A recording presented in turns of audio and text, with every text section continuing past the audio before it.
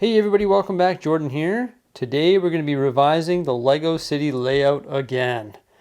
Trial and error. It's crazy. Now, the one thing that we're going to be moving is actually Diagon Alley and also some of the modular buildings. I've been playing with the layout of Diagon Alley for quite some time.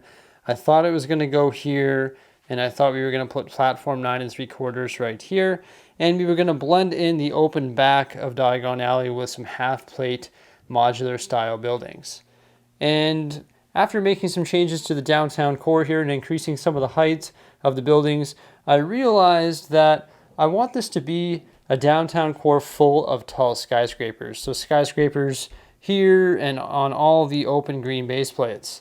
With Diagon Alley here, it just really doesn't match the vibe of a downtown core. So today I'm going to be moving it because I've come up with a pretty cool solution that involves Diagon Alley and also modular buildings and the amusement park as well, which is at a standstill. But this is going to be the start of us working on all of those things. So I'm really excited to show you the plans that I have in mind. So let's get started because there's lots of work to do. The first building I have to move is actually the brick bank. You can see that I've peeled away all the tiles that attach it to the road plates. And I did the same thing for the Grand Emporium. By the way, by using this method, it ensures that all of your modular buildings are kept in a straight line. And when you go to move them, you don't have to worry about those Technic pins that hold them together. Buildings removed, road plates reconfigured, and plywood exposed. What to do with Diagon Alley? That's the big question there. Oh, yes, that looks good. This is just the start though. With the removal of Diagon Alley from the downtown core, it opens up 3 more base plates. So I'm thinking I'm going to have Diagon Alley like this right here, face to face. I realize that makes it quite narrow, but hey, this is a wizarding world. This is supposed to be hidden from muggles.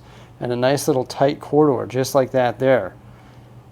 All the muggles out here aren't supposed to see this, but I still have to come up with a solution to block the open back here and also add an entrance to Diagon Alley.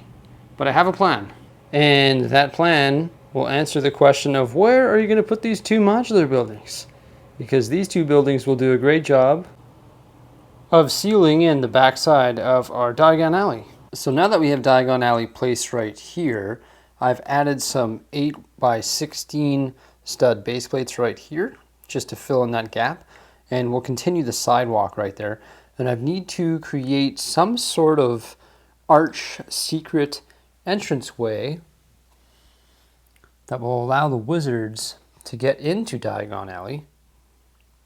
And also that leaves this large, what is that, 2.5 base plate by 1 base plate wide open space right here. And that's what's actually going to be the entrance to our amusement park. There's also another space right here for a modular building right beside the corner garage. I'm thinking once I turn this into a park, I'm going to turn this into the townhouse modular buildings. So either the bookshop or the triple pet shop. And what do I plan on doing for the park entrance? Well, this is the first mock that we're going to be building. It's right here on Studio, the Bricksie land entrance. Thank you, Tanjam. I also built a bunch of these during this morning's live stream, and these are going to host our trees in front of the modular buildings. So essentially what I did is I exported the parts needed to create the Bricksie land entrance into a Bricklink wanted list, and now I am going through this list here and accumulating all the parts that I have. And once I find out what I need, I'll order the parts necessary to build the Bricksie land entrance, which essentially is going to go right here. Oh wow, these are some good changes and I cannot wait to show you. This is pretty awesome. The first big thing is we've got tons of open space.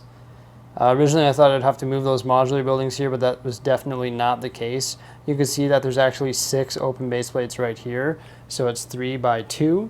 And that is pretty awesome. I have to think about where I'm going to move the road, if I'm going to move the road here, or if I'm going to have it come to the outskirt, or if I'm going to have it come around here and extend this by 2 plates here.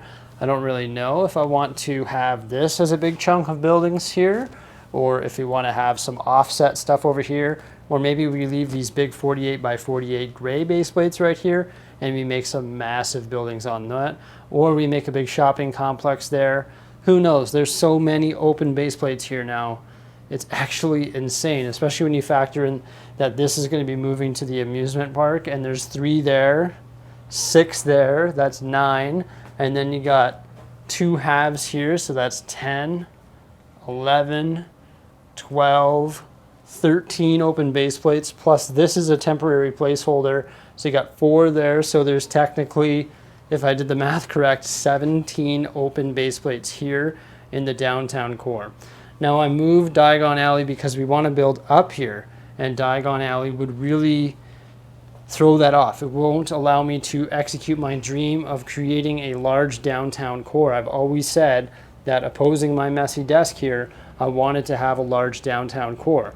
So what I've done with Diagon Alley is I've moved it amongst the modular buildings. And this is really cool. I really like this. You see right here, I've created a dark bluish gray or a dark stone gray wall with a little odd shaped opening there where you can see Hagrid just finished tapping his umbrella, and it's opened up, and now Harry Potter are about to enter Diagon Alley, which is just crushed right in here. I actually like it when it's condensed like that. I know you can't see the buildings, but that's part of the reason why I left the wall low. Originally I was thinking of building the wall up tall or up high, but you wouldn't be able to see inside Diagon Alley. So because I've left that wall low, you're able to see it. Now people will be like, oh, well, but muggles can see in there. But this is, you gotta remember, this is magic. Muggles can't see this stuff. So even though it's low, muggles won't be able to see that. That's my way around that. So that looks really awesome. It's right between the fire brigade and brick bank. I didn't think that it would look good, and it does. I truly think that it does. Also, you'll see in the downtown core here, I've converted all the trees to the planters. I've been meaning to do that for quite some time, and even down this street as well, it looks so much more real. And actually the planters, or the trees, when they were sprouting out of the cement, they were on jumper 2x2 tiles, and now that they're in planters, they actually take up a 4 tile area. So it's more evenly distributed throughout the streets here, or through the sidewalks of Brickmanson, which is really neat. And you saw that entrance that we're going to be building here for the amusement park, and we're going to crush that right here. Now, I know this is sort of weird because the Grand Emporium is facing that way. The reason I have it facing that way is because the exit of Diagon Alley will be right there. So what I think I'm going to do is create the same sort of dark bluish gray entrance right there and have sidewalk running along that green plate, and then we'll connect it with the sidewalk right here of the Grand Emporium. Now, the only thing is if the entrance to the amusement park is right there, I'll have to build some sort of fence so that it separates the sidewalk from the modular buildings from the amusement park. And I don't think I'm going to do like a short picket fence. It's got to be like a tall stone wall or something that goes along this train track and will go along here. Now, is this a permanent fixture? Is the Grand Emporium and the Brick Bank going to be there? Maybe, but could it change? Absolutely, it could change. So I don't really know what to do. We have to remember that Diagon Alley actually has the entrance to Nocturne Alley right in there beside the Weasley's store. So maybe I could actually, I don't know if it would line up perfectly, but maybe I'd be able to move that Grand Emporium over and it would line up with the entrance to Nocturne Alley, and there could be a thin alley between the Brick Bank and the Grand Emporium. I really want to keep it like this because it looks cool, but I might switch up which modular buildings are on the back side of Diagon Alley. If you guys have any comments or suggestions, of course, make sure you let me know by commenting below as well. So you're going to be able to enter the amusement park with that grand entrance right here. Positioning of all the stuff in the amusement park obviously is going to change as well, and we have a lot of landscaping and whatnot that we have to do in there as well. That's a future project. I just really want to get this entrance done. I'm going to continue gathering all of my parts, and then we're going to build that during a live stream in the near future. And then once that is done, I'm going to start working on the amusement park. So I just wanted to share with you guys my thought process on moving Diagon Alley. I hope you guys like these changes. Once again, remember to comment below with your suggestions. Thanks a lot for coming by. Remember to like, subscribe, and stay tuned for some more great stuff coming out in the near future. Thanks for watching. Bye for now.